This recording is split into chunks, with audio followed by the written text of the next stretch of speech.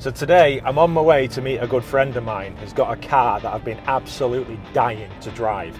And the location that I'm meeting him at has some awesome twisty B roads.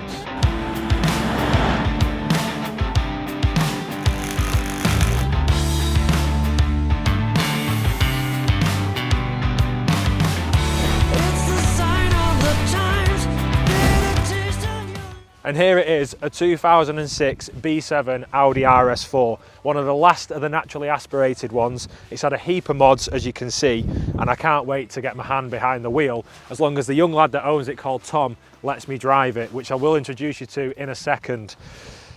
What can I say? It's you know, military green, piece of porn, low to the floor, and it's basically every car guy's dream.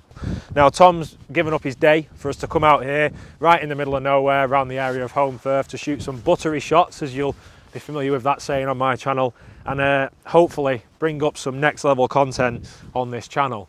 So with all that said, I'll introduce you to Tom, and he can tell us the mods and everything about this car and what it means to him.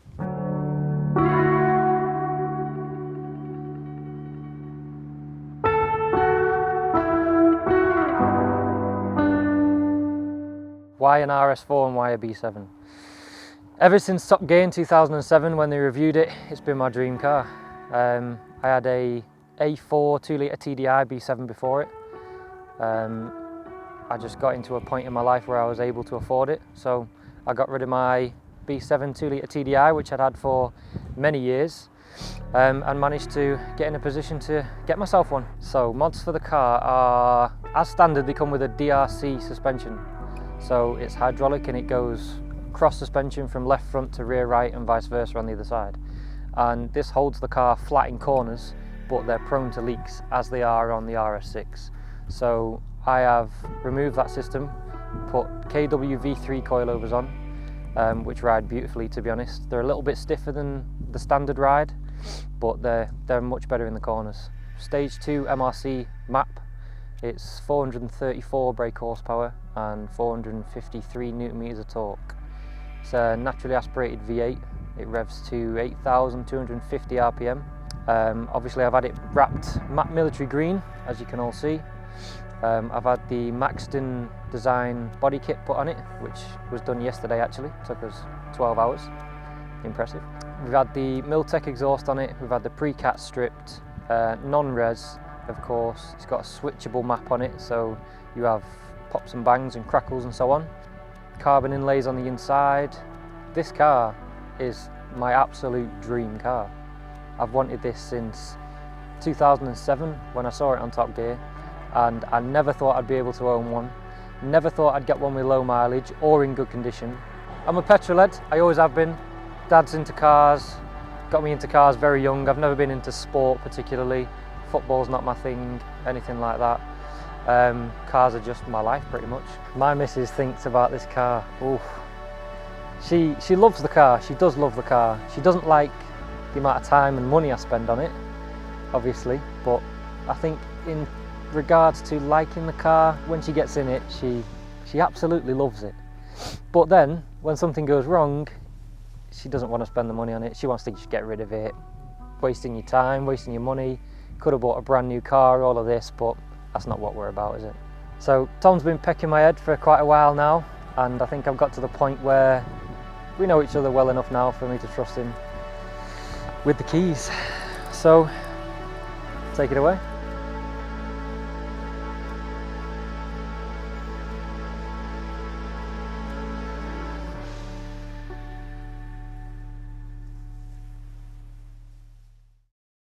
So, are you seriously going to trust me driving this? I am. Really? Well, let's get in it. The first thing I noticed, Tom, is though evidently you are quite a short ass, so how do we address this situation? Are they electric? No. Is it? Oh, it's a pull. There we go. I've got it. Right, let me lift myself over the bolster. Right, so we're moving here in the RS4. You can probably tell by my face I'm absolutely startled. It's stiff, it's droney, it's just unreal, and the punch as well. Watch. That's the third gear pull. I can see why you're addicted to this car. It's, oh God, I genuinely have a nervous twitch in my voice. I can feel it.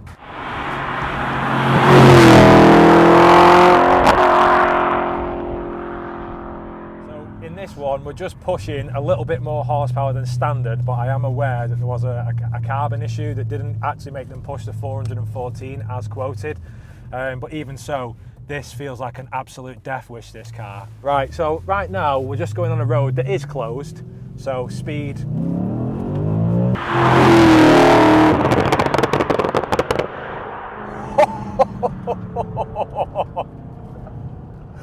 That is absolutely savage. That is ridiculous. Oh my God. My heart is pounding. I've driven an Audi R8, I've driven a Lamborghini Gallardo on a track, and I've never felt power like this. Even those didn't have this power. I actually feel nervously sick. Quickly after Tom chucked me the keys, allowing me to take charge of the driver's seat, it became evident why people still rate these cars. The looks, I'll be honest, I've never really been a fan of, but driving it changed that. The sheer power opened up my mind that in fact this RS4 is one of the greats. Running a naturally aspirated 4.2 litre V8, you'd expect all the power to be top end, but it's not. And on these roads I could barely get out of third gear.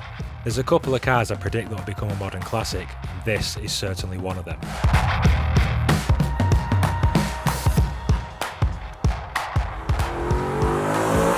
What the actual shit in hell? Oh. That's not even the full revs either.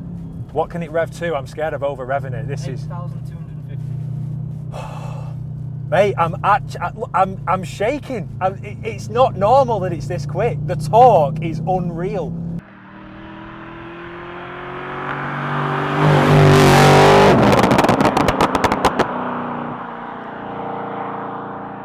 Oh, mate,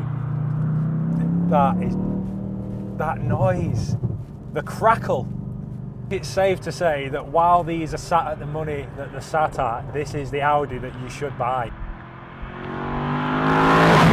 I mean, Tom was just telling me then, for sort of top end of the market, everything that's done that should have been done, you're talking between 17 to 20 grand for one of these. Bottom end, 11 to 12. And if you're in the know and you're mechanically minded and you've got access to cheap parts, you could easily buy one of these from the bottom end, easily, and do it right. So basically you're getting a sub 5 second car for, like I say, shit end of the market, 12 grand. But I'm gobsmacked to how much I actually like it, because I'm not gonna lie, I've seen these cars and I thought, you know, buying an old car, you're always gonna have problems, or do people buy these cars that can't really afford the new version? But genuinely, I've lost that mentality. I feel like people buy these cars because they know they're good, they know what they're on about, and it is an absolute...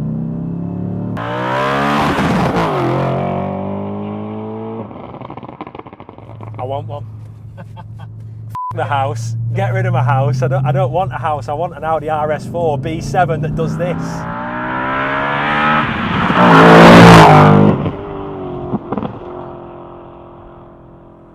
I don't like roller coasters, and this is a roller coaster that I'm in control of, and that makes me not like it even more. But the smile and the noise and the nervous feel where I feel like I could die at any moment, especially with that cliff over there, it's ridiculous. Does it feel weird for you being in the passenger seat going this speed? It does, but I kind of trust you. Why? I'm not sure why, but... Is it because I'm as anal as you with my cars? Is that why you trust me? I think so, yeah. I know you're a car guy.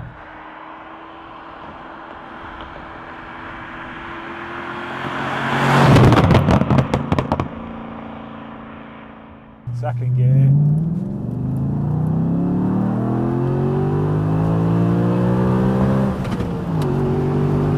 Right, I'm gonna kill. I can't even get out of third gear. I can't hit the rev limiter on third gear.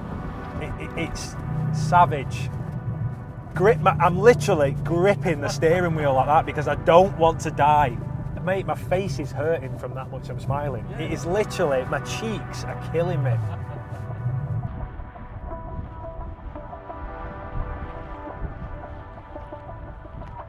So I've drove it and I nearly died. Well, I didn't nearly die. I certainly felt like I was going to. And I'm still speechless. I've never driven something that feels as tight as this for the age, the response, the jerkiness. It's neck snapping, the power this little thing puts out. And it must be an absolute credit for Tom to own. So I'm sad to see it go because obviously we've spent the day doing it, albeit it is absolutely freezing. You can see the snow on the tops, but I'll look forward to doing more with this car. We've had a bit of a chat with Tom, and I think if anything else comes up with it, like, you know, he wants to take it on a track or anything like that, I am pretty sure he'll be more than happy to let us film it. So with all that said, I want you to drop a like, drop a comment, tell us what you think, and make sure you do everything in style, and I'll see you in the next one.